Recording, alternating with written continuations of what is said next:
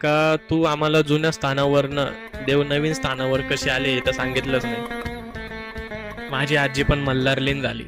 त्याच्यानंतर मग गुरुवर्य रवींद्र दादा निकम यांनीच सगळा मंदिराचा कारभार सांभाळला.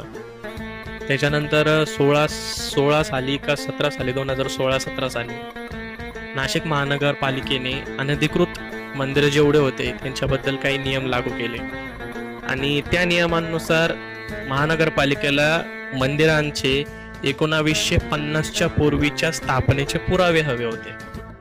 आणि आपलं जे देवस्थान आहे पंचवटीचा मल्हारी राजा देवस्थान, या देवस्थानाकडे 1952 पर्यंतचे पुरावे होते. फक्त 2 वर्ष आधीचे पुरावे नव्हते. तर 2 वर्ष आधीच्या पुराव्याअभावी शासनाने मंदिराला नोटीस पाठवली आणि मंदिर तोडण्याचा निर्णय दिला. परंतु शासनाकडून मंदिर न तोडून घेण्याऐवजी रवींद्र दादा निकम यांनी स्वखुशीने मंदिर स्थलांतरित करण्याचा निर्णय घेतला. सर्व मित्रमंडळ भक्त मंडळ एकत्र आले, मंदिर तोडलं, मूर्ती हलवली. पण सगळ्यांच्या मनात एकच प्रश्न होता, देवाला आता जागा कुठं द्यायची.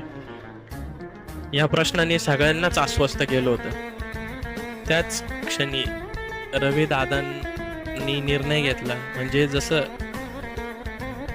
मीराबाई कचरू बाबूराव निकम बाबा सत्ते लाईट आली, जसं त्यांच्या आई वडिलांनी त्यांचं संपूर्ण आयुष्य हे देवासाठी अर्पण केलं, म्हणजे एवढं संघर्षमय जीवन जगले देवासाठी, त्यांचं जीवन, त्यांचं आयुष्य, त्यांची कमाई सगळं देवासाठी त्यांनी अर्पण केलं. तसंच त्यांचेच पुत्र होते रवी दादा, त्यांनी पण एक सेकंदाचा पण विचार न करता त्यांनी स्वतःचं राहतं घर हे देवासाठी अर्पण केलं.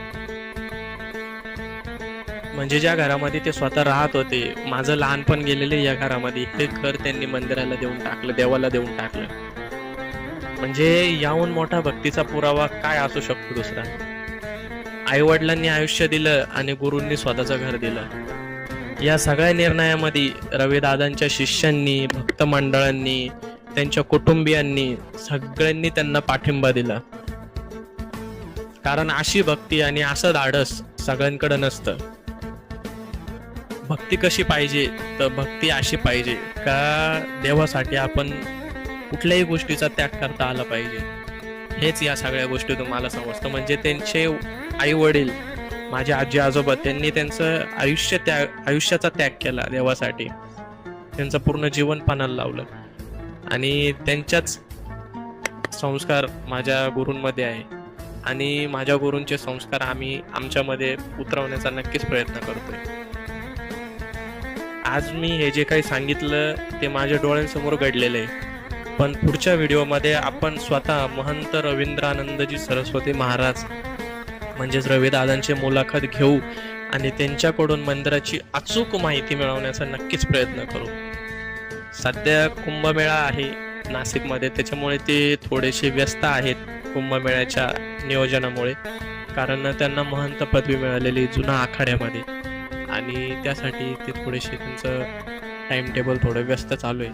पण आपण नक्की प्रयत्न करू त्यांच्याकडनं जास्तीत जास्त माहिती घेण्याचा, अचूक अशी माहिती घेण्याचा. मी जे सांगितलं ते मी डोळ्यांनी बघितलेले आणि कानांनी ऐकलेले, परंतु ते जे सांगतील ते त्यांच्यावरती बितलेलं सांगतील.